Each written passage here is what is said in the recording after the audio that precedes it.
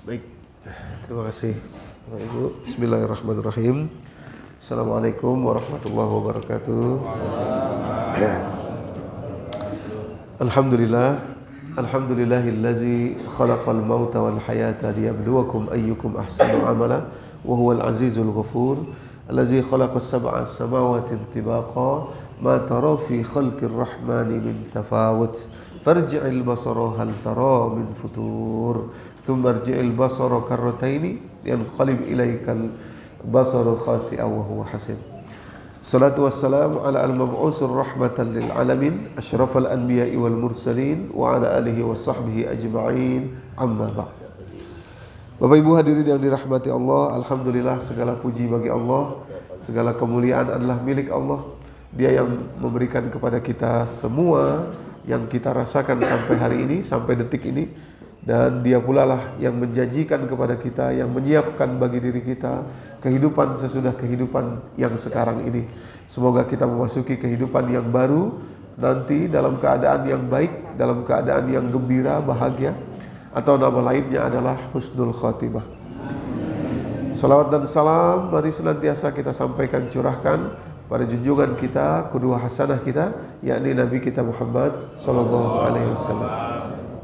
Demikian pula kepada seluruh keluarga, kepada seluruh sahabat beliau. Semoga kita istiqomah, terus belajar, terus mengamalkan, dan terus mendakwahkan nilai-nilai yang beliau sallallahu alaihi wasallam telah ajarkan bagi kehidupan kita di atas dunia ini. Bapak Ibu hadirin yang dirahmati Allah, pada pertemuan lalu kita sudah membahas beberapa definisi tentang rezeki, ya, yang justru bukan bentuknya adalah bukan materi. Ya, ini pertemuan kali ini kita insya Allah akan mendalami lagi makna rezeki itu dan bagaimana kaitannya, ya, antara rezeki yang bukan materi dengan rezeki yang materi dan apa bahayanya nanti, ya. Oke, Bapak Ibu yang dirahmati Allah, sedikit saya review saja bahwa memang dari jamaah-jamaah juga ini ceritanya, banyak jamaah yang mengadu kepada saya, curhat gitu, mengenai terutama rezeki, kesehatan, dan finansial. Ya, banyak sekali itu. Rezeki, tiga, kesehatan, finansial, dan rumah tangga. Ya, itu yang curhat banyak sekali. Dari sini, dari sana, dari sini, dari sana. Dan ibu-ibu, 90%-nya ibu-ibu yang curhat itu. Ada yang lewat WA, ada yang lewat voice note gitu, ya. Macam-macam, ada yang lewat telepon. Nah, setelah ditelusuri, ibu-ibu, bapak-bapak yang dirahmati Allah, kenapa ya? Itu rata-rata pertanyaannya gini, kenapa ya Ustadz? Saya sudah sholat saya jaga, sholat fardu, ya, waktunya, ininya saya jaga. Tambah lagi sholat malam, ya. Saya usahakan saya jaga sholat malam. Puasa sunnah saya jaga betul. Senin Kemisnya nanti kalau ada ayamul bidnya puasa. Juga infak sodakoh tidak kurang-kurang, ya. Kesana kesini ke situ infak sodakoh. Tapi kenapa ini masalah tiga masalahnya, ya? Masalah keluarga atau masalah kesehatan, masalah satu lagi keuangan. Kenapa kok susah? Kenapa kok masih sulit juga gitu? Ya. Di mana salahnya? Di mana letaknya gitu, ya? Kita bisa bilang, oh itu ujian Bu, itu cobaan, betul. Tapi kan Allah Subhanahu wa taala berfirman, ini ya kalimat yang sering kita dengar itu, ya. Wa iz ta'azzana rabbukum la in syakartum la azidannakum wa la in kafartum in azabi lasyadid. Ini kan rumus nih, ya. Rumus. Rupanya dari pengalaman sekian banyak jamaah itu, ya. Mungkin sudah berapa ratus itu, ya. Itu kita telusuri satu-satu. Rupanya ibu-ibu jawabannya adalah kita ini kufur nikmat. Saya sekarang baru sadar itu. Kufur kita ini, kufur nikmat. Wala in kafartum in azabi lasyadid. Ya, ini rumusnya kan begitu, ya. Wala in kafartum in azabi lasyadid. Tentu maksudnya kufur di situ bukan kufur akidah, tapi kufur nikmat. Kufur itu kan diambil dari bahasa Arab yang artinya tertutup. Kafaro itu ketutup. Umpamanya, saya dari sini nggak bisa lihat Pak Dodi. Kenapa? Ketutup sama laptop saya. Nah, jadi kafaro itu sebetulnya kalimat yang netral sebetulnya. Ya, awas masuk sedikit, ya. Ini sering kalimat kafir. Kafir itu adalah kalimat yang berisi presumption of innocence. asas praduga tidak bersalah. Kalau orang dibilang, oh kafir dia, itu artinya asas praduga tidak bersalah, bahwa boleh jadi ketutupannya itu bukan karena dianya tidak mau, tapi karena belum datang saja. Berbeda dengan kalimat kazaba. Kazib itu lebih rendah daripada kufur itu. Awas. Karena kazib itu tahu kebenaran tapi nggak mau. Maka itu ancamannya kazib itu lebih besar daripada kafir di dalam Al-Quran. Coba, orang munafik, Quran surat keempat ayat 145, coba kita buka. Orang munafik itu kan mendustai ya. Munafik itu kan Islam ya. Surat 4, 145. Coba kalimat Allah di situ. Kita perhatikan. Ada yang bisa bacakan mungkin Pak Wasul, terjemahnya? Silakan Pak Wasul.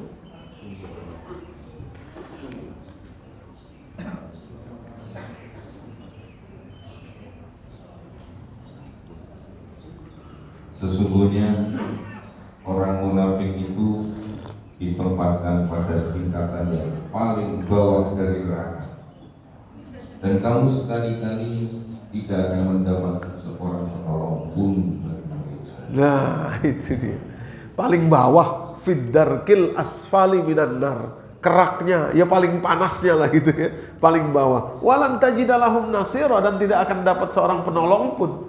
Munafik itu kan kazib. Dia tahu kebenaran. Munafik itu kan, sekali lagi ya saya tanya, munafik itu orang kafir apa orang Islam Bapak Ibu? Islam. Tapi dia tahu kebenaran, dia dustai. Itu lebih rendah daripada kafaro. Kafaro itu netral. Netral dalam artian, oh boleh jadi dia tidak tahu kebenaran karena belum sampai kebenaran kepada dia. Ya, belum sampai datang ilmunya kepada dia. Dia belum tahu ini, belum tahu itu. Cuma karena sudah terframe kata-kata kafir itu kok kayaknya gimana gitu ya. Padahal tidak loh. Islam tuh sangat menghormati dengan mengatakan kafir itu artinya dihormati. Tapi kalau Anda dikatakan kazib, munafik, itu rendah sekali.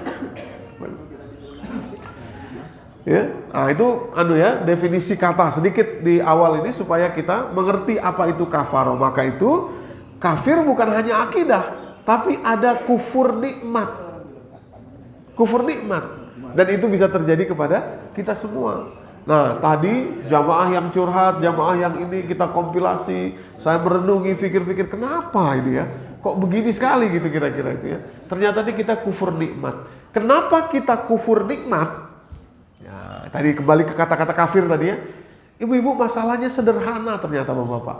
Karena kita nggak tahu bahwa itu adalah nikmat, nggak kelihatan. Seperti tadi saya nggak bisa lihat Pak Dodi dari sini, ketutup sama laptop saya. Ya. Bukan Pak Dodi nggak ada, tapi nggak kelihatan. Nah kalau mau kelihatan naik, lihat, oh ada Pak Dodi depan saya, gitu ya. Nah karena kita nggak kelihatan sama nikmat yang itu, nggak ngerti bahwa itu nikmat, akhirnya kita lupa mensyukurinya alias kufur nikmat. Nah akhirnya ibu bapak yang dirahmati Allah, kita pontang-panting, struggling, ya, jatuh bangun dalam jenis atau tipe nikmat yang kita sangat butuhkan. Umpama keuangan, ya, umpama masalah rumah tangga, keharmonisan rumah tangga, suami, istri, anak, bapak, ibu dan lain sebagainya. Kok susah banget ya?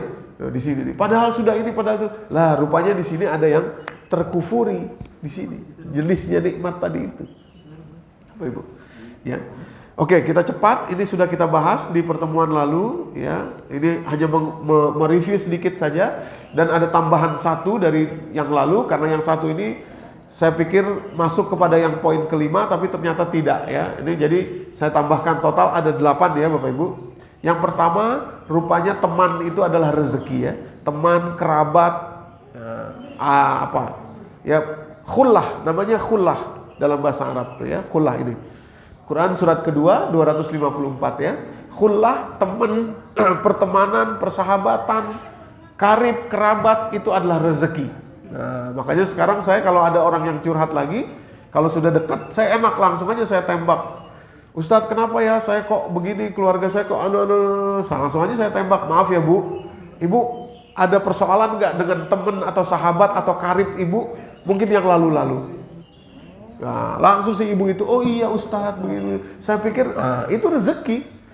Ya, kalimat Allah, ya ayyuhallazina amanu anfiqu mimma razaqnakum min qabli ayyatiya yaumul la bai'un fihi wala khullah wala syafa'ah wal kafiruna humuz zalimun. Wahai orang yang beriman, infakkanlah dari apa-apa yang kami rezekikan kepada engkau. Rezeki itu bukan cuma duit.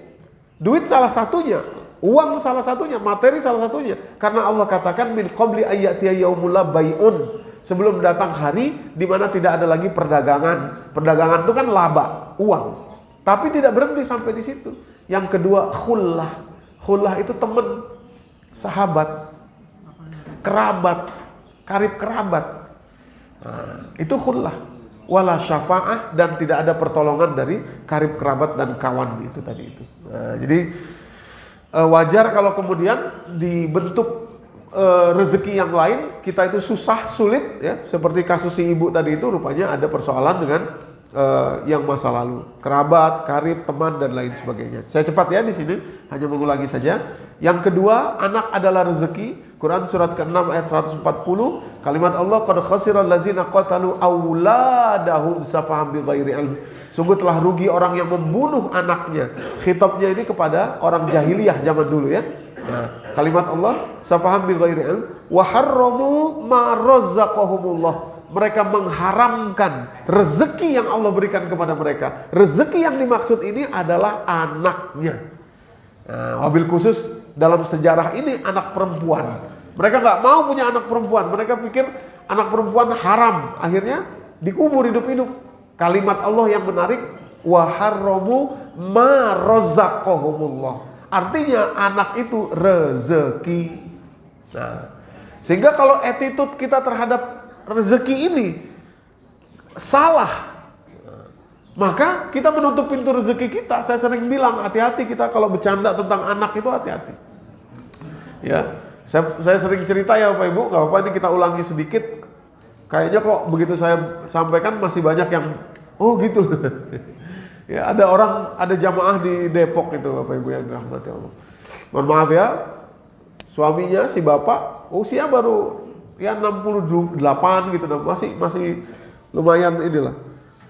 Sakit dari prakanker sampai kanker cepat sekali. Tuk sampai kurang dari 1 tahun sakit. Kankernya luar biasa gitu ya. Nah, mengadu, kenapa ya Ustadz? Padahal tadi sama ya, padahal sudah sholat, sudah. Akhirnya saya tanya, karena dekat rumah ibu saya tanya, ada masalah nggak kira-kira? Yang bisa ibu ingat langsung cerita. Nah, rupanya tadi beliau ini punya anak tiga-tiganya laki-laki. Yang satu sudah nikah, terus pas yang kedua nikah, ini anak laki-lakinya tinggal di rumah beliau. Ya, jadi tinggal bersama dengan mertuanya gitu ya. Hamil istrinya. Rupanya setelah melahirkan anak bayinya belum 1 tahun, istrinya hamil lagi. Mantunya berarti ya, mantu perempuannya ini hamil lagi. Lah, kan anaknya pergi kerja. Rupanya di belakang anak pergi kerja ini, mertuanya tuh ngomong, kira-kira ngomongnya gini, kok nggak dijaga sih, kok bisa hamil lagi sih? Belum 1 tahun, kok bisa hamil lagi sih, kok nggak dijaga sih gitu ya? Lah, apa ibu? Mantunya marah, sakit hati. Sejak saat itu nggak mau lagi, langsung minta pindah. Sampai sekarang total sudah 9 tahun lebih. Nggak pernah mau ketemu mertuanya. Mertuanya mau datang minta maaf nggak mau, ditelepon nggak mau, lebaran nggak pernah datang. Sampai bapaknya bilang, saya ini mau mati nih, kamu kalau datang sih nggak datang juga. Nah, ini tentu dua-duanya berlebihan ya, dua-duanya mantu yang nggak benar juga. Tapi kalau kita lihat ada kesalahan ketika mengucapkan tadi. Begitu ditanya ke ibunya, saya tanya, habis saya nih khawatir Ustadz, orang mantu saya ini orangnya nggak sregep. Nah, beliau bilang gitu, nggak sregep. Punya anak 1 aja kok susah begitu, ini belum anak 1 tahun sudah nanti punya gimana? Nah, saya bilang, Bu, khawatir itu bagus. Tapi tolong ibu sampaikan khawatir itu sebelumnya. Sebelumnya nggak ada masalah, panggil aja anak mantu, panggil. Sesuai perintah Quran, Kalau punya anak nanti kalian 2 tahun jaga haula ini kamila ini liman aroda ayyutimar rodoah. Bagus kalau disusui 2 tahun secara penuh supaya sehat anaknya begini begitu. Sebelumnya kalau sekarang sudah ada janinnya, itu artinya kan sudah rezeki. Nah, kalau kita frame-nya kita kecilkan, gimana sih kok ini sih kok itu sih, berarti kita mengecilkan rezekinya yang Allah berikan kepada kita. Gitu. Wajar kalau kemudian di sisi yang lain kita kekurangan. Yang namanya anak sudah rezeki, sudah.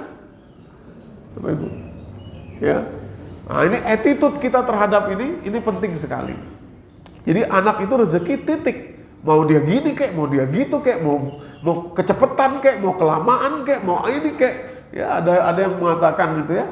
Ini lucu sekali, orang sudah seusia kira-kira 40 sekian, 45, 43 gitu ya. Mungkin ada sudah sebagian rambutnya yang putih bawa anak kecil gitu.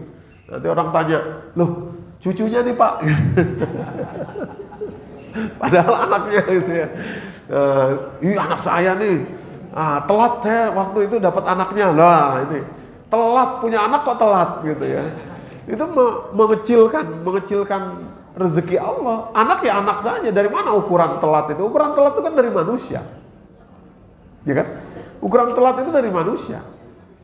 Di sisi Allah kalau rezeki ya rezeki aja. Buktinya Nabi Ibrahim, ya, Quran surat ke-14 ayat 39, alhamdulillahillazi wahabali alal kibari Ismaila wa Ishaqa inna rabbila sami'ud du'a. Di usia sepuh beliau baru dapat anak, 83 tahun usia beliau tuh. Dalam sebagian tafsir baru punya anak. Dari nikah dari muda sampai punya anak baru 83 tahun. Alal kibar, sepuh, tua, renta baru punya anak. Gak ada yang terlambat, apa yang dirahmati Allah. Nah jadi kalau attitude kita bilang telat saya punya anaknya loh, berarti rezeki Allah datangnya telat sama kita gitu. Kita bilang, Allah gimana sih kok telat ngasih saya rezeki? Nah, sesali ya. Iya, ada yang dirahmati Allah. Ya. Jadi yang tadinya rezeki jadi berkurang tentu nilainya itu karena kata-kata kita telat rezeki itu. Ya. Oke. Nah, anak bukan hanya anak kandung, anak sambung juga, anak tiri, ya.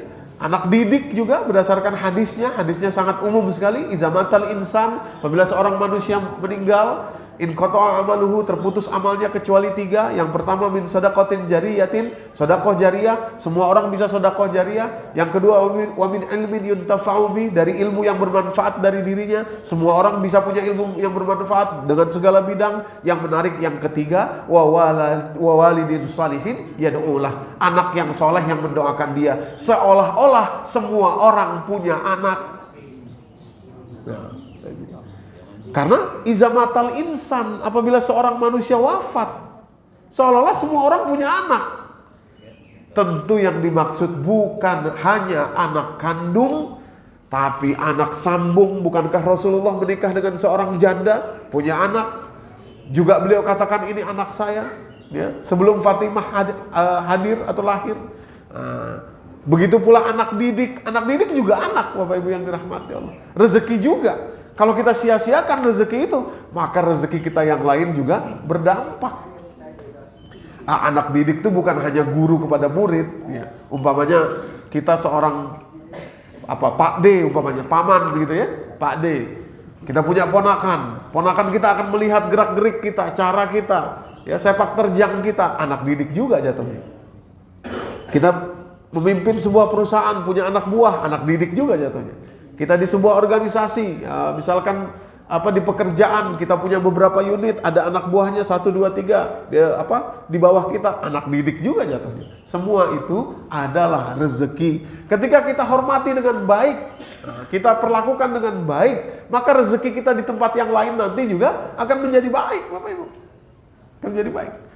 Ya, rumusnya begitu ya, la in syakartum la azidannakum wa la in kafartum la azabil lasyadid.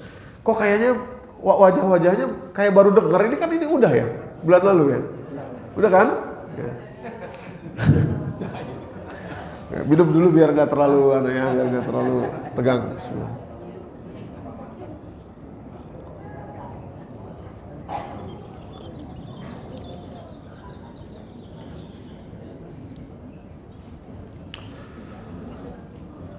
Oke, nomor 2, anak adalah rezeki. Jelas ya kalimatnya tadi, auladahum safaham bi ghairi ilm wa harramu ma razaqahumullahu iftira'an 'ala Allah. Yang ketiga, tadi sosok anak itu rezeki. Yang ketiga, interaksi kita dengan anak itu rezeki, Bapak Ibu. Nah, bukan hanya anak nih ya, anak, cucu, cicit. Nah, mana kalimatnya? Quran surat An-Nahl ayat 72. Kalimat Allah, wallahu ja'ala lakum min anfusikum azwajan wa ja'ala lakum min azwajikum banin. Allah menjadikan dari diri kalian sendiri pasangan kalian, istri bagi bapak-bapak, suami bagi ibu-ibu, dan Allah jadikan dari pasangan itu banin. Banin itu jamak, artinya anak, cucu, cicit. Selama kita masih hidup dan bisa berinteraksi dengan mereka, interaksi itu adalah rezeki. Bapak Ibu, waktu kita bersama anak, bersama cucu, itu rezeki. Ya.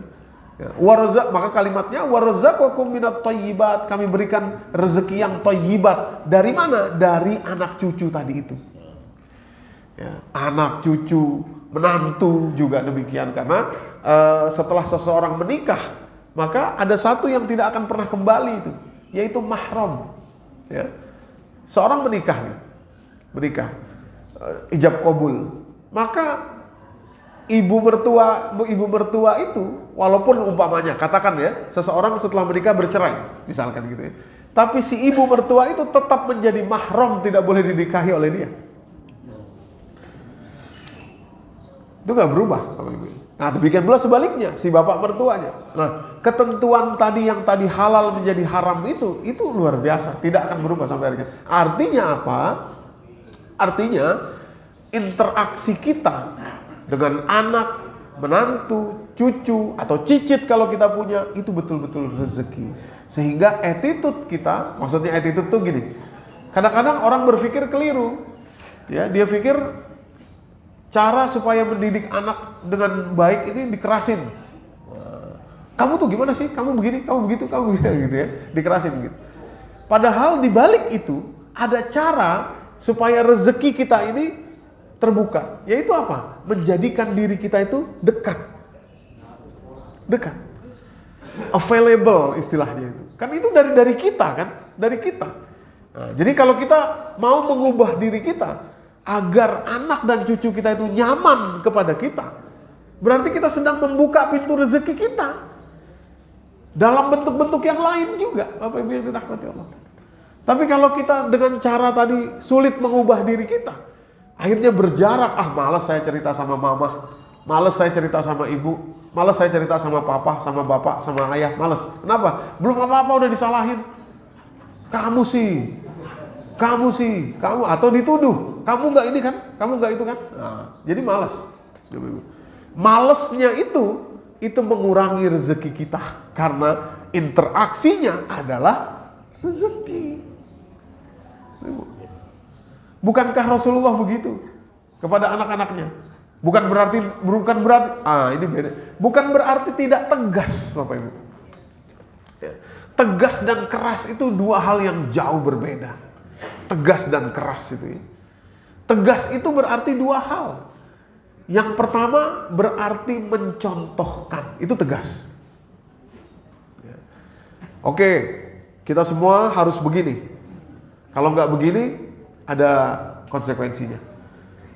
Begitu kita melakukan, ayahnya melakukan, tunjukkan bahwa kita juga mengambil konsekuensi itu. Itu tegas, Bapak Ibu. Tegas. Ya. Tegas yang kedua adalah pengetahuan akan reward dan punishment-nya. Sama-sama tahu, itu tegas. Awas, hati-hati nih. Jadi kalau orang nggak tahu, ternyata kalau nggak begini tuh begitu toh. Itu bukan tegas namanya, karena dia nggak tahu. Gitu ya. Jadi dia tahu, kita mencontohkan, itu tegas namanya. Dan setiap kali terjadi sesuatu, berikan punishment-nya. Setiap kali terjadi sesuatu yang baik, berikan reward-nya. Setiap kali itu tegas. Dan nggak perlu keras di situ, nggak perlu marah. Ya, kalau memang harus diberi konsekuensi, beri aja konsekuensinya. Gitu, Oke. Baik, kita lanjut. Jadi interaksi dengan anak cucu adalah rezeki, Bapak Ibu yang dirahmati Allah. Kalau kita menjadi orang yang available, ya, demi ini ayat ini surat 16 ayat 72, dan insya Allah rezeki kita di tempat yang lain akan terbuka dengan baik. Nomor 4, Al-Quran adalah rezeki. Ini sudah kita bahas juga di pertemuan lalu ya. Kok ya wajah-wajahnya kayak belum pernah ini, saya jadi bingung ya. Tadinya saya mau cepet aja nih, karena berikutnya kita masuki lebih dalam, tapi kayaknya ya. Kita santai aja berarti ya, Bapak ya, Bapak Ibu ya. Oke. Wah, Waktar ya. Oke. Al-Quran adalah rezeki, Bapak Ibu. Ya, Al-Quran adalah rezeki. Bahkan dalam rezeki ini, dalam rezeki Al-Quran ini, Allah menuntut dari kita perlakuan khusus terhadap rezeki yang namanya Al-Quran ini. Allah menuntut attitude tertentu terhadap Al-Quran ini, Bapak Ibu. Kalau yang tadi enggak, kalau yang tadi cuma Allah bilang minat thayyibat, razaqakum minat dan lain sebagainya. Kalau ini Allah tuntut attitude tertentu terhadap Al-Quran. Apa dia? Kalimatnya begini. Quran surat Yunus ya, surat 10 ayat 57, 58 dan 59.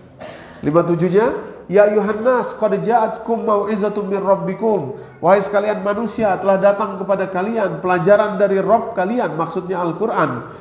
Wa syifaa'un lima fis sudur, dan dia juga adalah obat untuk jiwa kalian yang ada di dalam dada kalian. Wa huda, dia juga petunjuk. Wa rahmatul lil mu'minin, dan dia adalah kasih sayang Allah kepada orang yang beriman. Al-Qur'an maksudnya ya. Pada ayat ke-58-nya, mohon perhatian, ini penting sekali Bapak Ibu ya, penting sekali dan langsung. Ini kontan, ini cash ini ya. Qul, katakan, ini kalimat ini fi'il amr, perintah ya. Katakan, bifadlillah, dengan karunia Allah itu, maksudnya Al-Quran, wa birahmatih, dengan kasih sayang Allah itu, maksudnya juga Al-Quran ya. Fadlilah dan birahmatih. Perhatikan kalimatnya, Allah tuntut attitude dari kita. Fabizalika, terhadap itu, terhadap Al-Quran itu, fabizalika falyafrahu, hendaklah mereka itu faroh. Faroh itu gembira yang sifatnya girang, Bapak Ibu. Seperti saya sering mencontohkan seperti anak kecil. Anak kecil kalau kita ajak, ayo yuk beli es krim yuk, asik, lompat-lompat, itu faroh. Terhadap Al-Quran, Allah tuntut attitude kita, falyafrahu, gembira, senang, girang. Girang terhadap Al-Quran itu. Asik. Gitu ya. Saya tadi katakan ya, ini kontan Bapak Ibu. Kalau Bapak Ibu perhatikan ini, mengubah sikap terhadap Al-Quran, ini rezeki yang tadi kita, mohon maaf ya, tadi ada 3 yang biasanya curhat ke saya itu. Masalah rumah tangga, kok begini ya, kok begitu ya. Coba, jalan keluarnya langsung. Atau yang kedua, kesehatan. Kok begini, kok begitu ya, langsung. Yang ketiga, keuangan. Apa yang dirahmati Allah. Fabizalika falyafrahu. Karena ini tuntutan Allah terhadap Al-Quran. Falyafrahu. Kenapa falyafrahu? Kalimat berikutnya, huwa khairum mimma yajma'un, karena Al-Quran itu lebih baik daripada apapun yang bisa kita kumpulkan yang lainnya. Apa yang dirahmati? Attitude Al-Quran terhadap Al-Quran. Ciri utama seorang yang farah, yang yafrah tadi, pada ayat berikutnya, ayat 59-nya, qul ara'aitum ma anzalallahu lakum min rizqin. Perhatikan kalimat rizqin, kembali kepada Al-Quran tadi ya, ke atasnya itu. Katakan, apa kalian tidak lihat orang-orang yang kami turunkan rezeki Allah ini berupa Al-Quran tadi, faja'altum minhu haraman wa halalan, tapi dia pilih-pilih. Ada yang dia akui halal, ada yang dia tidak akui haram. Kalau bicara soal apa tadi? Soal ta'addud ya, poligami. Nah, ayat poligami seneng banget. Itu ya, Bapak itu ya biasanya. Tapi kalau yang lain males ya. Padahal ayat poligami sendiri itu mensyaratkan wa in khiftum alla tuqsitu fil yatama fankihu ma tabalakum minan nisa masna wa sulasa war ruba. Kalau kalian takut tidak bisa berlaku adil kepada anak yatim yang kalian pelihara, maka nikahilah 2, 3 atau 4. Jadi ada syaratnya itu. Bapak Ibu. Cuma orang Indonesia seringnya dipotong, nikah 2, 3, 4-nya aja, padahal syaratnya dan ketentuannya banyak nih di belakangnya ini. Yang menjadi niatnya itu kan syaratnya tadi. Kalau kamu takut nggak bisa berlaku adil terhadap anak yatim yang didatangkan kepada kamu dan lain sebagainya, maka nikahilah 2, 3 atau 4. Itu ya. Nah, ini ada kaitannya dengan, ada maksudnya gitu ya, Bapak Ibu. Jadi faliyafrahu, bahagia dengan Al-Quran, apapun yang dikatakan Al-Quran, kita ikut dengan semangat. Ngajinya semangat ya, attitude-nya terhadap Al-Quran kita jaga. Maka rezeki kita juga insya Allah dijaga oleh Allah Subhanahu Wa Taala di bentuk-bentuk yang lain. Nah, yang kelima, kalau tadi anak rezeki, interaksi dengan anak juga rezeki. Sekarang Al-Qurannya rezeki, Al-Qurannya ayat-ayatnya gitu ya rezeki. Nah, pengajaran Al-Quran juga rezeki, bahkan dia adalah rezeki yang terbaik, yang tertinggi Bapak Ibu yang dirahmati Allah. Ya, mana dalilnya? Dalilnya banyak sekali.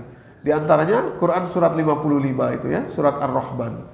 Ar-Rahman itu bicara tentang nikmat Allah semuanya itu ya. Mulai dari kita diciptakan sampai nanti sudah disiapkan surga oleh Allah Subhanahu Wa Taala untuk kita, itu dijabarkan semua dalam surat Ar-Rahman. Maka itu ada 31 kali ayat berulang, fabi ayyi ala'i rabbikuma tukadziban. Maka nikmat Tuhan kalian berdua yang mana yang kalian berdua dustakan. Kenapa demikian? Karena isinya nikmat semua. Tapi kalau Bapak Ibu perhatikan dari nikmat-nikmat itu, nikmat pertama yang Allah sebut bergandengan, bersandingan dengan asma Allah Sang Maha Pemberi, itu bukan diciptakannya kita manusia, karena khalaqal insan itu ayat ketiga. Bukan alam semesta ini, itu ayat berikutnya, bahkan juga bukan surga yang nanti akan kita dapatkan. Tapi yang pertama, Ar-Rahman, langsung Allamal Quran, pengajaran Al-Quran. Baru kemudian Khalaqal Insan, Allamahul Bayan, Asyamsu wal Qamaru bihusban wa najmun, itu belakangan, Bapak Ibu. Artinya apa? Attitude kita yang Allah tuntut di sini terhadap pengajaran Al-Quran itu mesti tinggi, Bapak Ibu. Ya, mesti tinggi. Maka itu ini yang kurang dari kita tuh ini loh, Bapak Ibu. Ada orang sering nanya ke saya, kenapa Ustadz umat Islam Indonesia ini banyak tapi kok nggak maju-maju? Karena nggak menghormati pengajaran Quran. Kalau mau dimulai dari mana? Hormati pengajaran Quran. Loh, maksudnya gimana? Gini, gampang aja. Kalau anak kita belajar Quran, diajar oleh seorang guru Quran di TPA, di masjid, berapa yang kita bayar? Kita mindsetnya kalau bisa yang gratis aja lah. Cari gratis gitu ya. Tapi kalau soal kursus matematika, kursus bahasa ini, itu bukan tidak boleh, silahkan cari yang terbaik, yang bagus silahkan. Tapi attitude kita coba. Ini mayoritas kita di Indonesia nih. Kalau sudah soal kursus ini, kalau misalkan ada 2 di Karawaci, ada 2, ada yang murah, ada yang mahal. Pasti orang tua, yang mahal aja, mahal pasti lebih bagus. Itu attitude kita. Tapi kalau terhadap pengajaran Quran, kalau bisa gratis. Ya kan? Pengajaran Quran kan begitu. Kalau bisa gratis. Bapak Ibu, itu attitude kita yang harus kita ubah. Coba lihat Qatar. Coba lihat Brunei Darussalam. Qatar itu Bapak Ibu, kalau kita ada orang bilang, Qatar jelas aja kaya, punya cadangan gas nomor 3 terbesar di dunia. Bapak Ibu, untuk kita ketahui, Qatar itu menjadi negara yang menerapkan Islam, bukan negara Islam ya, menerapkan Islam untuk penduduknya yang Islam. Kalau nggak Islam nggak apa-apa, silahkan. Beda ya antara negara Islam dengan menjadikan hukum Islam sebagai hukum konvensionalnya, menggantikan hukum konvensionalnya. Itu jauh sebelum dia dapat cadangan minyak, cadangan gasnya. Waktu itu masih negara miskin, negara nelayan. Qatar itu kecil. Nah, mereka menerapkan Al-Quran, menghargai para pengajar Quran. Wah, kalau di sana para pengajar Quran itu sudah kaya raya, Bapak Ibu yang dirahmati Allah. Nah, baru beberapa tahun kemudian dapat cadangan gas ini, yang mereka miliki itu. Ya, dilihat dari satelit, ada cadangan gas. Begitu dieksploitasi, wah banyak. Nomor 3 terbesar di dunia setelah Rusia dan Iran, Bapak Ibu yang dirahmati Allah. Kaya raya negaranya, luar biasa. Ya, teman saya di Qatar itu berapa tahun yang lalu cerita, pulang ke Indonesia cerita. Jadi di Qatar itu dia sewa apartemen 3 kamar gitu ya, mungkin setengahnya ini kali, 3 kamar. Bayar listrik, bayar air, bayar gas, 3 ya, bayarnya sekaligus tuh. Berapa bayar listrik, bayar air, bayar gas sebulan? Untuk kita ketahui kalau musim dingin di Qatar maka harus menyalakan pemanas 24 jam. Sebaliknya kalau musim panas itu AC-nya harus dinyalakan juga 24 jam.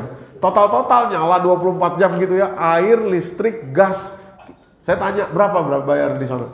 Kira-kira kalau dikonversi ke duit kita mungkin sekitar 450.000 lah sebulan.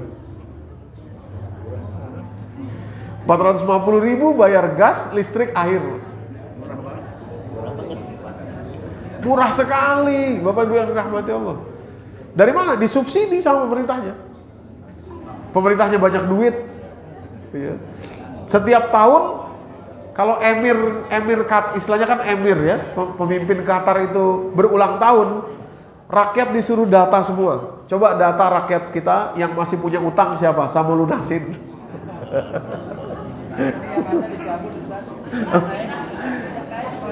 Gimana Pak?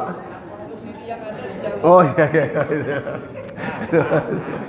Nah, kita nggak masuk ke situ lah, no comment lah itu ya. Jadi maksud saya begini, begitu juga Brunei itu kan mengikuti Qatar jauh sebelum seperti sekarang Bapak Ibu ya. Coba kalau ini dekat kita nih, kalau kita teliti, setelah itu menemukan cadangan minyak berikutnya gitu. Nah itu setelah menjadikan Al-Quran itu menghormati pengajaran Quran, menghormati Al-Quran dan pengajaran Al-Quran. Nah kita bisa meniru itu kepada kehidupan kita sendiri, menghormati pengajaran Al-Quran.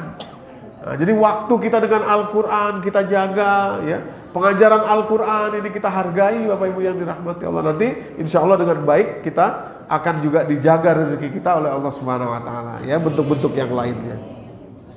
Oke, pengajaran Quran adalah rezeki. Nah, ini yang bulan lalu belum saya sebutkan, yaitu mengajarkan Al-Quran adalah rezeki juga. Kalau pengajaran tadi kan diterima oleh orang yang mendengarkan. Kalau mengajarkan itu dilakukan oleh orang yang mengajarkannya. Itu adalah rezeki luar biasa. Rezeki yang luar biasa Bapak Ibu yang dirahmati Allah. Ya, kalimatnya surat Al-Mu'minun surat ke-23 ayat 71 dan 72. Kalau kita langsung ke 72-nya aja, amtas aluhum khorjan. Apakah terhadap pengajaran Al-Quran itu kamu meminta upah? Khorjan itu upah dari manusia. Kata Allah, fakharaju rabbika khair. Nah, itu ya. Ketahuilah bahwa upah dari Tuhanmu itu lebih baik. Ayat ini ditutup dengan kalimat wa huwa khairur raziqin, dan dia sebaik-baik pemberi rezeki. Maksudnya rezeki yang terbaik itu adalah mengajarkan Al-Quran. Bapak Ibu yang dirahmati Allah. Ya. Ini ya kalimatnya. Bal atainahum bizikrihim fahum an zikrihim mu'ridun. Zikrihim di situ maksudnya Al-Quran, mengajarkan Al-Quran. Nah, itu rezeki terbaik. Kalau kita ikhlas mengajarkan Al-Quran itu. Karena mengajarkan Al-Quran nggak gampang ya. Mengajarkan Al-Quran bacaannya, mengajarkan Al-Quran pemahamannya, itu nggak mudah. Ya. Karena orang yang kita ajarkan ini belum tentu semuanya sama. Ya. Ada yang begini, ada yang begitu, ada yang ada yang macam-macam. Ya. Nah, sabar mengajarkan Al-Quran itu adalah rezeki bagi kita, Bapak Ibu yang dirahmati Allah. Ya. Baik. Itu nomor 6 ya, mengajarkan Al-Quran adalah rezeki. Nomor 7, sholat dan zikir yang membuat kita ridho, la'allaka tardo ya, ridho. Nah, itu adalah rezeki. Tapi bukan sembarang sholat ya, bukan sembarang zikir. Tapi sholat dan zikir yang setelah sholat zikir itu kita merasakan ridho dalam hati kita, ridho terhadap hidup kita, ridho terhadap Allah ya. Nah, itu rezeki besar itu. Nah, rezeki ya. Oke, saya cepat di sini. Yang ke-8, rasa takut kepada Allah itu adalah rezeki. Nah, rasa takut kepada Allah, kalau sekali waktu kita merasakan rasa takut kepada Allah, itu rezeki besar, Dan itu akan berdampak kepada rezeki-rezeki kita yang bentuk lainnya. Jadi semakin sering kita takut kepada Allah, itu semakin membuka pintu rezeki kita tuh. Ya, buka pintu rezeki kita. Coba deh ya, coba. Tapi takut kepada Allahnya ya, itu ada tendensi dalam ayat ini takutnya sendiri, ketika kita sendiri. Rijalun kalimatnya itu ya. Rijalun, seorang laki-laki, gitu ya. Artinya menunjukkan bahwa ketika kita terpisah dari kaum kita, terpisah dari jamaah sendiri, ketika kita sendiri takut kepada Allah, wah itu membuka pintu rezeki, ya, memberikan rezeki kita lebih mudah pada bentuk yang lain. Ya. Kalau rame-rame gampang kebawa suasana, nanti kalau sendiri beda kan ceritanya. Nah, jadi ketika sendiri kita merasa takut kepada Allah, itu adalah bentuk rezeki, Bapak Ibu. Oke, sekarang kita lanjutkan. Nah, Bapak Ibu, kalau Bapak Ibu perhatikan ya, nah ini yang belum saya sampaikan di pertemuan lalu. Kalau Bapak Ibu perhatikan, dari 8 rezeki tadi itu, yang 4-nya itu Bapak Ibu, ya, yang 4-nya itu adalah giving, memberi. Memberi, yang 4-nya itu. Pertama, pertemanan, persaudaraan, kekerabatan. Nah, memberikan pertolongan kepada kerabat, memberikan pertolongan kepada teman dan lain sebagainya, memberi. Ya. Jadi dengan memberi itu rezeki kita kembali. Ya. 4-nya giving, 4-nya memberi, 4-nya itu bentuk sendiri. Quran gitu ya, itu kan sendiri. Anak, ya, sosoknya, kemudian sholat dan zikir itu untuk kita, dan rasa takut kepada Allah juga untuk kita. Jadi yang 4 itu giving, yang 4 itu kita menerima atau taking. Kita menerima. Nah, Bapak Ibu yang dirahmati Allah, yang memberi tadi satu pertemanan, yang kedua interaksi dengan anak. Kenapa ini memberi? Karena kita tuh harus mengubah diri kita, gitu ya, mengubah diri kita supaya menjadi available, menjadi sabar, menjadi pengertian, ya, terhadap anak-anak kita, terhadap cucu-cucu kita, terhadap semuanya, gitu kan? Ya, itu dan itu tidak mudah, Bapak Ibu yang dirahmati Allah, tidak mudah. Kalau punya cucu 1, 2 sih enak. Kalau udah 5 gimana? Pusing juga kan sekali datang gitu ya. Cucu datang 5 kecil-kecil, wah ini berantakan, ini berantakan, wah luar biasa itu. Ya, itu kan artinya kita memberi kesabaran, memberi pengertian, memberi giving. Ya. Terus yang ketiga pengajaran Quran. Pengajaran Al-Quran ini seperti sekarang, Bapak Ibu harus datang dari rumah kemari, duduk mendengarkan. Dalam mendengarkan itu attitude-nya harus juga diperhatikan dalam pengajaran Al-Quran itu. Kalau di antara Bapak Ibu mungkin sudah paham atau lebih pintar daripada yang bicara, kita harus diam mendengarkan. Itu attitude. Kalau kita pengen nunjukin, oh saya lebih pintar, saya lebih ini, nanti rezeki kita di tempat yang lain ketutup, Bapak Ibu.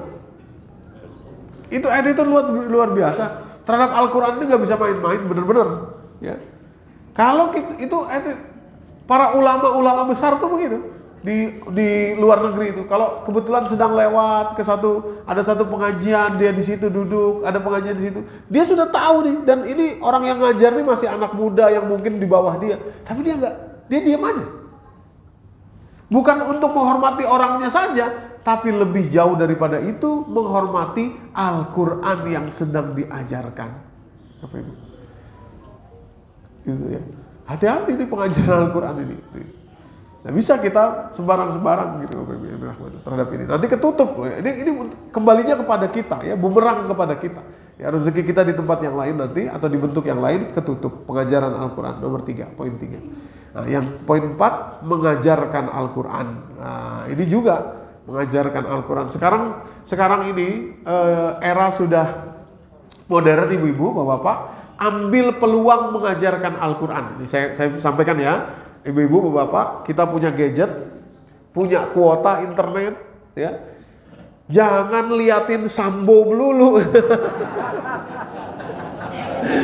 Habis kuota internet, beli lagi, suruh cucunya beli kuota dulu. Ngapain nenek mau lihat Sambo? Aduh, jangan itu melulu gitu ya. Kita bisa membagi, men-sharing pengajaran Al-Quran.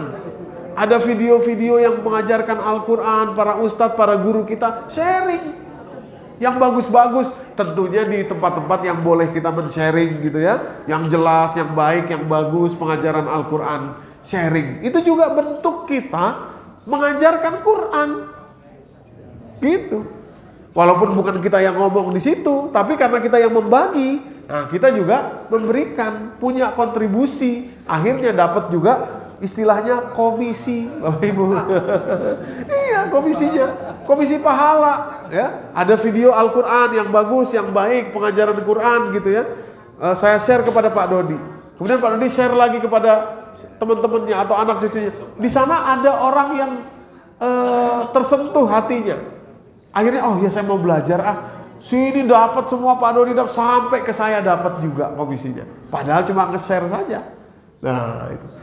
Daripada kita habiskan kuota sama Sambo ini, apa sudah ada ya. Ini banyak ibu-ibu katanya begitu, katanya ini Bu ya, katanya gitu ya. Oh iya Pak. Kuotanya habis, cucunya suruh beli, beli kuota dulu, beli kuota sana cucu. Apa mau nenek mau lihat Sambo gitu ya. Udah ya itu memang fenomena, tapi sudah, artinya jangan sampai kita kelewatan mengajarkan Al-Quran. Dalam dunia sekarang ini gampang ibu-ibu ya, bisa kita sharing lewat sini. Ini alat ini ya, alat untuk berbuat kebaikan. Tadi kita sharing yang baik, tentunya yang baik, yang ma'ruf, yang bisa diterima semua orang ya, bukan yang sifatnya mungkin menyinggung atau yang lainnya gitu ya. Jadi pengajaran Quran. Nah, ini Bapak Ibu akan membuka pintu rezeki kita nih, giving. Buka pintu rezeki kita. Nah, sekarang begini Bapak Ibu, ya, giving tadi ya ada 4 ya, giving ya. Pertama persaudaraan, persaudaraan, memberikan bantuan kepada kerabat, karib, teman, saudara dan lain sebagainya. Yang kedua, interaksi dengan anak keturunan, begitu juga. Yang ketiga, pengajaran Quran, dan yang keempat, mengajarkan Al-Quran. Kita mau fokus ke yang giving ini ya, Bapak Ibu. Nah, Bapak Ibu yang dirahmati Allah, rupanya dalam penelitian modern, ilmu pengetahuan modern sekarang ini diteliti mengenai memberi itu tadi. Ya, 4 tadi ya, the act of giving tadi itu, memberi. Diteliti oleh 2 orang profesor, namanya Daniel Kahneman ini ya, dan Angus Deaton, sampai mereka dapat hadiah Nobel ini. Ya, mereka meneliti bahwa orang kalau punya duit, Bapak Ibu, ya, itu duit bisa membuat bahagia. Dalam penelitian mereka, ini sekian ratus orang dikumpulkan ya. Berapa sih maksimal duit itu bisa membuat orang bahagia? Muncul kemudian angka dari sekian hitung, yang masih sampai hari ini dipakai. Dia dapat hadiah Nobel karena ini ya, $70.000 per tahun. Itu benchmark, tolak ukur duit, uang bisa membuat kita bahagia, $70.000. Kalau dikali 15.000 berapa ya Pak? 2 miliar kira-kira ya? Sekitar itu ya? 7 kali 5 kan 30, 35, 5, 3, 7, ya 2 miliar, kira-kira 2 miliar. Jadi kalau Bapak Ibu punya penghasilan 2 miliar 1 tahun, berarti kalau dibagi 12 kira-kira katakanlah 200 juta per bulan, itu bisa membuat bahagia. Tapi lebih dari itu, ya, itu harus menunggu 2 kali kelipatannya. Artinya kebahagiaan memiliki uang 2 miliar per tahun tadi itu baru bisa Bapak Ibu rasakan lagi setelah mendapatkan 4 miliar 1 tahun. Ya. Paham ya Bapak Ibu? Paham? Oh belum. Bu Dede udah pinter kalau udah ya, nggak bisa ditipu lagi Bu Dede. Kalau paham langsung kita tutup. Ya, kembali ya Bapak Ibu, penelitiannya $70.000 per tahun, alias kira-kira 2 miliar. Ini tentu saja di Amerika ya. Mungkin kalau di Indonesia kurang dari itulah. Ya katakanlah 1 miliar lah. 1 miliar atau 1,5 miliar 1 tahun, itu uang bisa membuat kita bahagia. Membuat kita bahagia itu karena dengan itu kita bisa beli ini, bisa itu, bisa ini, bisa itu ya. Tapi lebih dari itu, seseorang membutuhkan 2 kali lipatnya supaya dapat bahagia lagi. Setelah itu 2 kali lipat lagi, 2 kali lipat lagi, 2 kali lipat lagi. Nah, jadi sederhananya gini Bapak Ibu. Orang punya uang 10 juta umpamanya. Setiap bulan 10 juta, 10 juta, 10 juta. Ya. Untuk bisa bahagia, dia harus dapat 20 juta.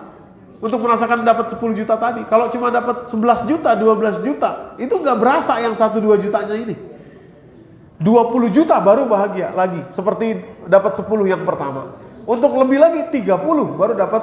Jadi kelipatannya ya, dalam penelitian ini kira-kira 2 miliar rupiah per tahun baru bisa membuat kita bahagia atau kelipatannya. Ini luar biasa Bapak Ibu menurut saya ini ya. Ini dapat hadiah Nobel ini orang karena meneliti ini dan bisa dipertanggungjawabkan, ada hitung-hitungannya, ada segala macamnya itu ya. Sementara memberi, nah ini di penelitian lagi, judul bukunya Happy Money, kalau Bapak Ibu mau cari silahkan. Sementara penelitian lain di berikutnya ini terjadi di saya punya, sebentar saya share jurnal ilmiahnya ya, biar kita nih belajarnya benar-benar punya data yang jelas. Nah ini saya punya jurnal penelitian, ini jurnal ilmiah yang dipublikasikan. Loh kok nggak muncul ya?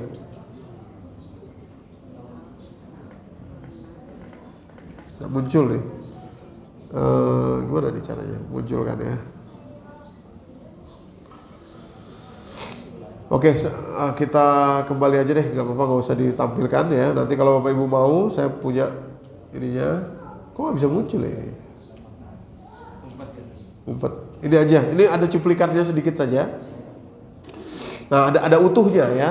Jadi ini kalau Bapak Ibu perhatikan nih Harvard Library. Nah, kalau sekarang kan apa-apa yang sifatnya scientific tuh, ya, seolah-olah keren gitu ya, hebat gitu.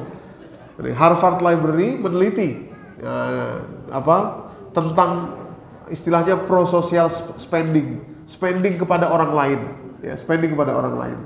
Nah, diteliti di Kanada dan Uganda, Bapak Ibu. Kanada itu negara kaya, Uganda negara miskin ya. Jadi di kedua negara ini nggak peduli Anda kaya atau tidak kaya, kalau Anda memberi, sederhananya gitu ya, kalau Anda memberi, Anda akan bahagia gitu. Kalau uang tadi harus 2 miliar baru bisa buat kita bahagia. Setelah 2 miliar, 4 miliar baru bisa buat kita bahagia.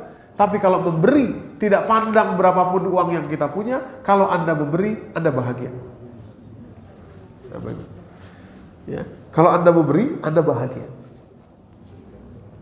4 tadi ya, kita kembali ke 4 coba. Ini yang tadi nih, 4 ini Bapak Ibu. Nih, ya. Pertemanan, persaudaraan, kerabat, memberi bantuan dan lain sebagainya kepada kerabat kita, kepada teman kita, kepada ya anak cucu dan lain sebagainya, kita akan bahagia di situ. Interaksi dengan anak cucu, begitu juga ya, kita spend uang, spend waktu bersama anak, bersama cucu, bersama cicit kita akan bahagia di situ. Ya, itu terlepas kita mau orang kaya mau tidak kaya, terlepas semuanya. Terus yang ketiga, pengajaran Al-Quran. Ya, membuat kita bahagia, dan mengajarkan Al-Quran juga membuat kita bahagia, Bapak Ibu yang dirahmati Allah. Ya. Nah, Bapak Ibu, ya, langsung saja saya ke sini. Kenapa demikian? Karena harta itu memang bukan punya kita. Ya, kalimat Allah itu biradi rizkihim, kalimatnya itu ya. Surat An-Nahl ayat 71. Perhatikan kalimatnya, ini penting sekali, ayat ini penting sekali, krusial sekali. Surat 16 An-Nahl ayat 71. Kalimat Allah begini. Wallahu faddala ba'dakum ala ba'din. Allah melebihkan sebagian kalian dengan sebagian yang lain fi rizq, dalam rezekinya. Ya, faman lazina fuddilu bi raddi rizqihim, sementara orang yang diberikan kelebihan tadi tidak mau biradi. Nah, kalau di terjemahan biasanya diartikan memberi. Sebetulnya artinya mengembalikan. Raddun itu dalam bahasa Arab artinya mengembalikan. Orang yang diberi tadi, orang yang diberikan kelebihan tadi tidak mau mengembalikan rezeki mereka kepada orang yang mamalakat aimanuhum, yang di bawah tanggungan dia. Nah, tadi karib kerabatnya, anak cucunya mungkin, terus juga teman-temannya dan lain sebagainya, pengajaran Al-Quran, mengajarkan Al-Quran, birodi, ini kalimatnya birodi, ya. Sayang kalau di terjemahan Quran tuh diartikan memberi, ya, padahal memberi dengan mengembalikan tuh beda sekali. Maka saya sering bilang Indonesia ini darurat terjemahan Al-Quran. Iya, karena kata-kata mengembalikan itu, wah ya, itu luar biasa. Di situ ada makna bahwa rezeki itu bukan punya kita saja, makanya dikembalikan, Bapak Ibu, haknya mereka, hakum maklum lisaili wal mahrum, gitu ya, haknya mereka, walaupun melalui kita, gitu ya, biraddi rizkihim, ya, mengembalikan kepada mereka rezekinya. Ya. Salah satu ayatnya, salah satu kalimat raddi yang Allah pakai untuk menunjukkan itu artinya dikembalikan. Contohnya kata-kata raddu dipakai Quran surat ke-6 ayat 62. Kalimat Allah, "Tsumma ruddu ilallahi maulahumul haq." Dan kalian nanti akan dikembalikan kepada Allah.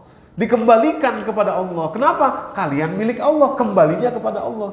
Nah, konteks terhadap rezeki tadi, rezeki itu raddi, kembalikan. Ya.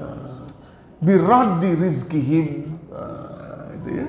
Jadi menunjukkan kepada kita itu bukan punya kita semuanya, bukan.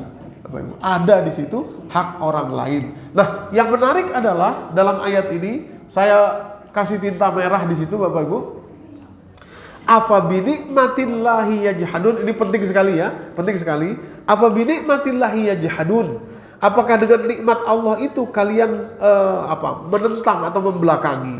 Binikmatillah ini yang dimaksud ada dua, Bapak Ibu. Yang pertama, rezeki itu sendiri, ya, rezeki itu sendiri. Yang kedua, raddi rizkihim. Jadi maksudnya ketika Anda punya rezeki, Anda mengembalikan atau memberikan tadi kepada yang berhak, karib kerabat dan lain sebagainya, itu adalah nikmat. Fabi nikmatillah, itulah nikmatnya. Umpama begini, Anda punya uang, kita punya uang 100 juta umpamanya. Yang 10 juta kita berikan orang, yang 90 juta kita simpan buat kita, yang 10 juta itulah yang nikmat. Biraddi rizkihim. Nah, itu konteksnya persis seperti penelitian tadi di Uganda dan Kanada tadi, ya, dikumpulkan orang yang jadi cara menelitinya begini, Bapak Ibu. Ini tadi saya cari itunya tapi nggak bisa ditampilkan. Jadi orang dikumpulin, ditanya, ada 1.632 orang ya di dua negara ini. Ditanya, kapan terakhir Anda ngasih orang lain? Oh, seminggu ya. Mereka cari yang seminggu. Ya, kalau kurang dari seminggu nggak mau. Jadi misalnya, oh 2 bulan yang lalu dicoret, 2 bulan yang lalu dicoret. Oh, seminggu yang lalu, 3 hari yang lalu, 4 hari yang lalu saya memberi kepada orang. Nah, oke, di data 1.632 orang nih ya, di kedua negara. Apa yang Anda beri? Oh, saya mentraktir teman saya makan siang. Oh, oke. Nah, terus di data lagi kesehatannya mereka. Nah, di fMRI, di foto ininya, terus ditanya bagaimana keluhan kesehatan Anda begini gitu. Nah, dari situ ditemukan hasil 68% orang yang memberi itu sehat, Bapak Ibu. Kenapa? Ada hormon yang namanya oksitosin mengalir kepada diri seseorang ketika memberi. Oksitosin. Syaratnya memberi dengan ikhlas, ya. Tadi biraddi, mengembalikan. Kalau umpamanya begini, orang memberi tapi menyebut-nyebut itu artinya, wah, kamu kalau bukan karena saya nggak bisa ke sini kamu. Nah, kalau itu, karena itu sebetulnya bukan memberi, tapi meminta kredit kepada dia, meminta ininya kepada dia. Oh, ini kalau bukan karena saya ini dulu ini, itu mental semua hasilnya itu. Iya. Iya. Oh, nggak ada batasan, Pak. Orang yang miskin pun memberi selama dia ikhlas, bahagia.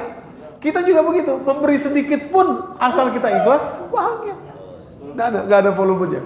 Nah, itulah hebatnya ini ya, penelitian modern ini membuktikan bahwa di negara miskin, di negara kaya, berapapun memberinya dalam bentuk apapun kepada orang lain, ngasih makan siang tadi itu, ngasih asal kita ikhlas dalam memberi, hormon oksitosin mengalir kepada kita. Ya, memberi itu. Nah, ya, ini rezeki Bapak Ibu ya. Ini ada ininya, ada apa? Jurnal penelitiannya. Kalau Bapak Ibu mau nanti bisa saya berikan kopinya ya. Dari Harvard Medicine School of Medicine maksudnya. Nah, terakhir di sisa waktu kita, kebalikan dari memberi adalah bakhil atau pelit. Ya. Ini dampaknya luar biasa ternyata bakhil ini Bapak Ibu. Ya, pelit ini luar biasa. Salah satu sifat yang dibenci sekali oleh Allah. Ya. Ada 6 hal yang mau saya sampaikan dari bakhil ini. Yang pertama, bakhil itu nanti dampaknya buruk kepada kita, maksudnya kepada kesehatan kita, baik secara fisik maupun secara psikologis. Kalimat Allah, Quran surat ketiga ayat 180, surat Ali Imran 180 ya, kalimat Allah. Wala yahsabanna allazina yabkhaluna bima atahumullahu min fadlihi huwa khairul lahum. Janganlah orang yang pelit terhadap apa yang diberikan Allah kepada dirinya merasa bahwa pelitnya dia itu baik. Enggak. Kata Allah, bal huwa syarrul lahum. Pelitnya dia itu akan berdampak buruk bagi dirinya. Termasuk tadi ya, memberi tapi untuk mencari sesuatu. Nah, itu juga pelit. Kalau dia nggak dapat sesuatu yang dia maui, dia pasti nggak akan rela memberi. Wah, ada bagi-bagi bagi-bagi ini, bagi-bagi itu. Lihat dulu untuk apa. Kalau untuk suruh pilih, suruh ini berarti kan ada maunya itu ya. Boleh seperti itu, tapi bukan pemberian seperti itu yang dimaksud ini. Itu kalau itu pelit, ya pelit. Nah kalau ngasih ya ngasih aja. Sepanjang tahun ngasih aja, jangan momen-momen tertentu saja. Kalau momen-momen tertentu mau coblos baru ngasih lah, itu berarti ada maunya kan. Itu beda lagi. Itu bukan memberi, bukan the act of giving ya, tapi memang ada maksudnya. Ya silakan kalau berkampanye ya silakan. Berharap, iya. Ada maunya kan, ada maunya. Iya. Iya, orang juga tahu bahwa itu kan ini saya ada maunya ya, saya kasih tolong pilih saya gitu ya. Nah, itu nggak apa-apa ya, tapi yang dimaksud di sini adalah pemberian yang sifatnya ikhlas ya. Jadi memberi tanpa meminta apapun ya, ibaratnya cuma ngasih aja. Nah, jadi pelit itu berdampak buruk kepada kita. Yang kedua, pelit itu menular Bapak Ibu. Ya, hati-hati loh, menular pelit itu. Bakhil itu menular. Quran surat An-Nisa ayat 37 dan surat Al-Hadid ayat 24 ya. Perhatikan kalimatnya di situ, allazina yabkhalun wa ya'muruna an-nasa bil bukhl. Orang yang pelit dan mengajak manusia lain untuk pelit. Tentunya bukan mengajak secara ayo Pak kita pelit, bukan gitu. Tapi apa? Kalau kita pelit nanti anak kita akan begitu. Anak kita begitu, cucu kita begitu. Terus sampai seterusnya kita kena getah komisi pelitnya. Bapak Ibu. Sebaliknya kalau kita menunjukkan generosity tadi, keikhlasan tadi, anak kita juga akan belajar seperti itu. Cucu kita juga akan belajar seperti itu. Dan sebaliknya, kita juga akan mendapatkan komisi yang baiknya, Bapak Ibu. Menular, pelit itu menular. Ya, pelit itu menular. Kayak penyakit ya, menular. Oke, yang ketiga, ini mulai yang parah-parah ini ya. Pelit atau bakhil ya, itu adalah awal dari sikap berpaling dari kebenaran. Jadi orang kalau susah dibilangin kebenaran, berarti ada pelitnya itu orang. Awalnya dari semuanya itu, awal dari kesengsaraan dan lain sebagainya. Tadi ya, pelit itu bukan sekedar, ada orang-orang yang ngasih, tapi pengen dipuji, itu pelit juga.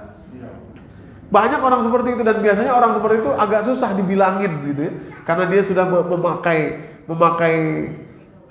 pemberian untuk dirinya. Jadi ini level pelitnya udah agak tinggi nih. Ya kalau level bawah tuh nggak mau ngasih.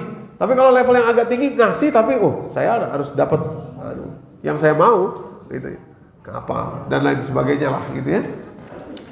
Maka kalimat Allah di sini kita perhatikan kalimatnya. Falamma atahum min fadli, ketika seseorang diberikan karunia oleh Allah kepada dirinya, bakhilu bihi, dia pelit terhadap karunia itu. Perhatikan kalimatnya ya. Wa tawallau, ada wa-nya. Wa-nya ini saya merahin. Itu wa itu maksudnya ada jeda waktu.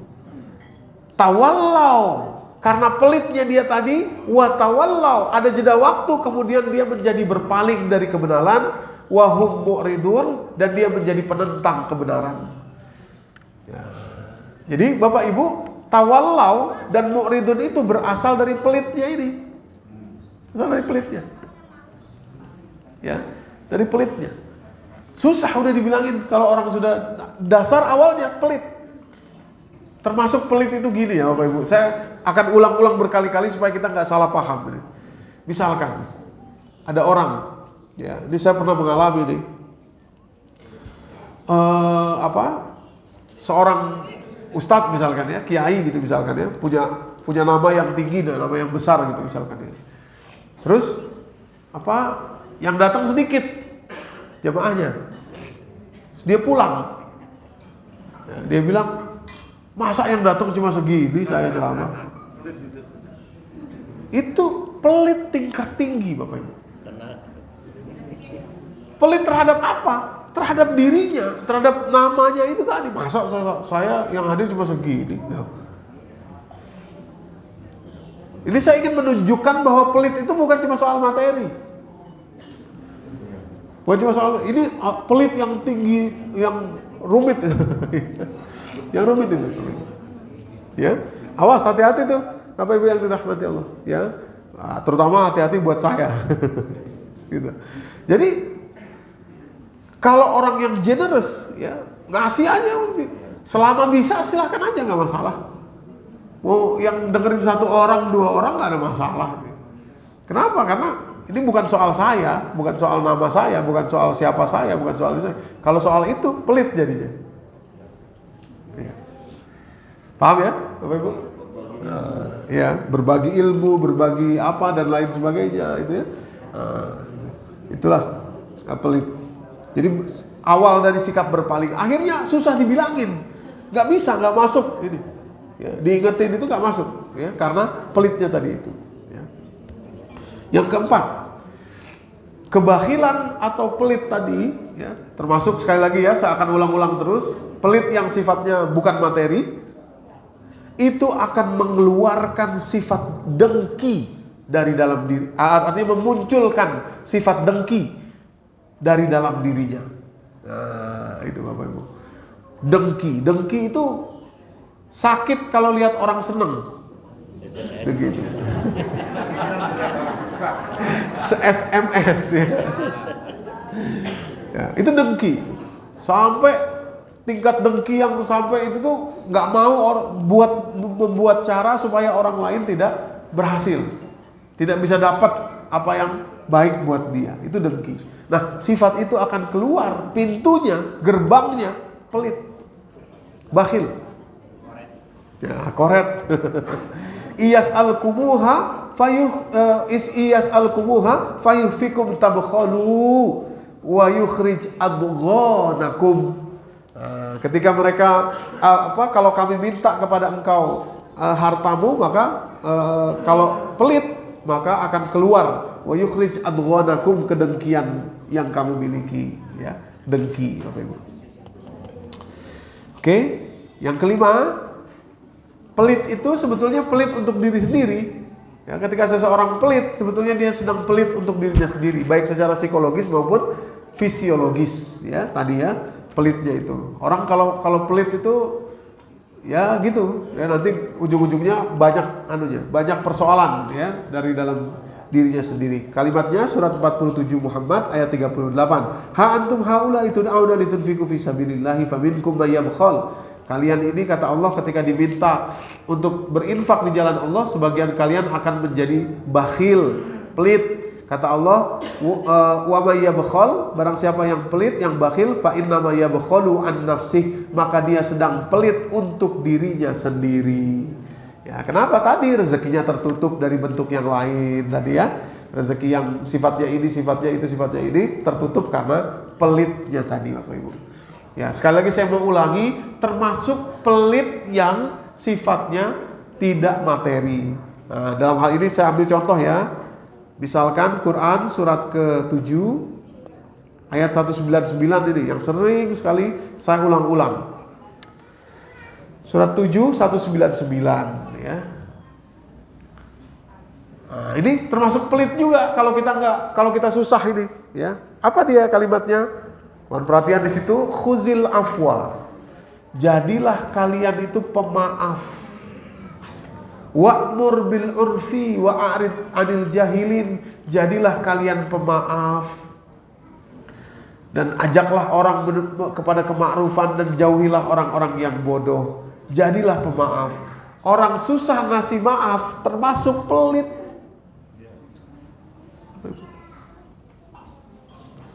Termasuk pelit itu.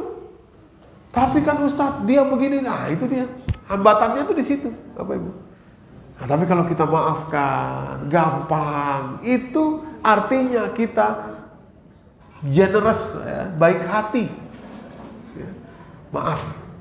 Ya, Quran surat 7 199 ya. Surat Al-A'raf 199. Jadilah kalian pemaaf. Ya. Tapi Ustadz nggak mudah. Ya karena nggak mudah itulah kita memberikan infak. Ya kalau mudah mah gampang gitu ya. Jadi kadang-kadang orang gini ya, kadang-kadang orang punya duit gampang ngasih. Kalau ngasih soal uang, soal nasi ini kasih gampang. Tapi soal ini tentu susah. Dan sebaliknya juga ada orang yang udah duitnya nggak punya, ini juga nggak punya lagi, repot ya. Lengkap itu. Ya, mohon maaf ya, udah nggak punya duit, udah miskin. Nggak pemaaf pula, wah repot hidupnya. Nggak punya apa-apa untuk diberi dia itu, ya Ibu ya. Oh udahlah, jadi pemaaf kita ini ya, enak jadinya kalau gitu. Ya. Oke, nah terakhir nomor 6, ini yang menarik, ini yang menurut saya paling luar biasa, yaitu surat Al-Lail. Surat Al-Lail, surat 92 ayat 8, 9, 10. Kalimatnya dahsyat loh Bapak Ibu. Tolong ini diingat-ingat aja, dan ini mudah kan ya, ada di juz 30. Lebih bagus lagi kalau kita hafal ayatnya. Perhatikan kalimatnya ya. Wa amma man bakhila wastaghna. Adapun orang yang pelit tadi, susah memberi tadi, dan istaghna, merasa cukup dengan dirinya sendiri, dengan apa yang dia punya. Ya. Perhatikan kalimat Allah, wa kazzaba bil husna. Step kedua, karena pelitnya tadi itu, maka dia akan mendustai kebenaran. Seperti poin ketiga tadi ya, karena pelit jadi berpaling. Wa kazzaba bil husna. Akhirnya mendustai kebenaran karena pelit, menjaga betul apa yang menjadi milik dia tadi itu ya, tidak mau dengan mudah memberikan orang. Perhatikan kalimatnya ayat ke-10. Fasanu yassiruhu, kami akan mudahkan dia lil usra, menuju kesulitan. Loh, luar biasa kalimatnya. Kami akan mudahkan menuju kesulitan. Benar-benar oleh Allah tuh diledek betul ini orang pelit ini. Oke, saya gampangin kamu. Gampangin apa? Gampangin menuju kesulitan. Saya mudahkan jalannya. Jalan menuju apa? Menuju kesulitan. Jadi ini introspeksi buat kita, bukan buat orang lain, buat kita masing-masing Bapak Ibu. Kok hidup saya sulit? Ini sulit, itu sulit, ini ini sulit. Orang kok gampang, orang kok ini gampang ke sana, kok saya sulit? Awas, kita kembali ke sini. Kembali ke sini. Tarik benangnya. Ya, boleh jadi bukan pelit soal uang tadi ya. Boleh. Ada 4 tadi ya. Kembali ke sini, kembali.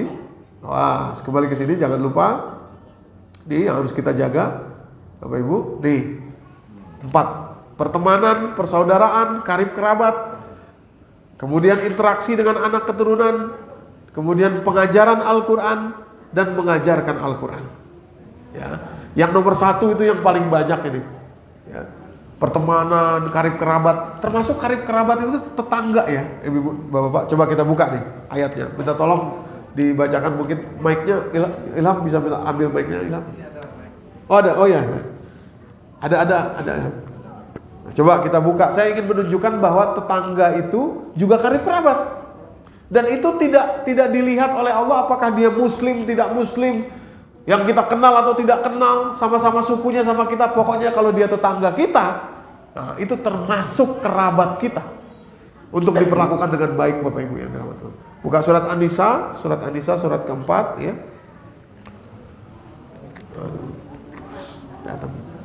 Ayatnya sebentar saya lihat dulu ayatnya, saya lupa nomor ayatnya ya. Nah ini surat An-Nisa ayat yang ke 36. 36. Surat An-Nisa ayat 36.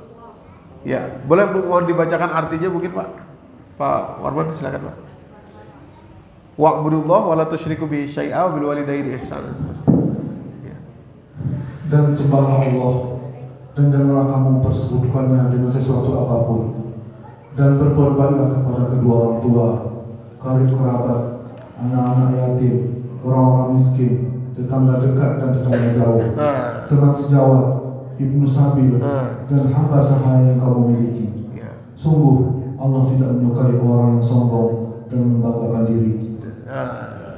Jarizil kurba wa jaril junub wa sahibi bil jambi tadi ya. Wa'budullaha wa la tusyriku bihi syai'an wa bil walidaini ihsana wa bizil kurba wal yatama wal masakin wal jarizil kurba wal jaril junubi wa sahibi bil jambi wa ibnis sabil, dan seterusnya.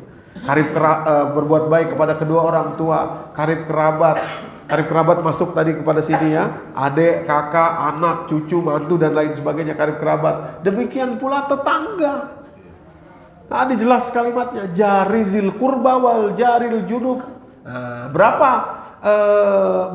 berapa hitungan tetangga itu menurut jarizil junub? Sebagian ulama mengatakan 40 kanan, 40 kiri.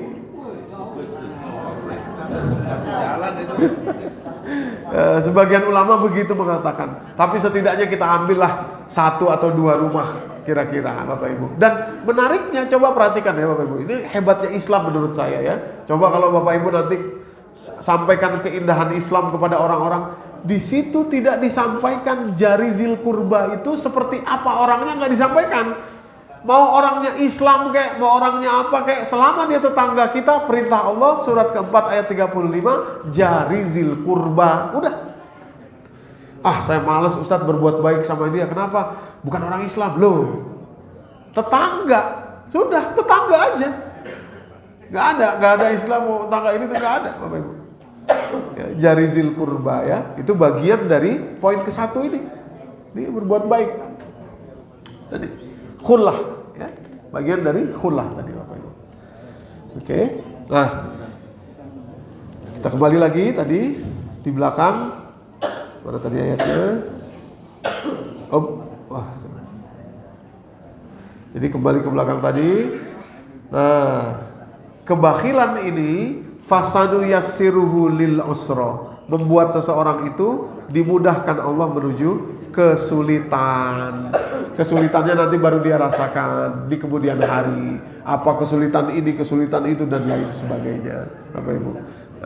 Untuk membalik fasadu yassiruhu lil usra ini menjadi fasadu yassiruhu lil yusra, maka kita memberi tadi, giving tadi ya, memberi. Baik, saya pikir ini saja mungkin yang bisa saya sampaikan. Silahkan mungkin kalau ada yang mau bertanya atau memberikan tanggapan.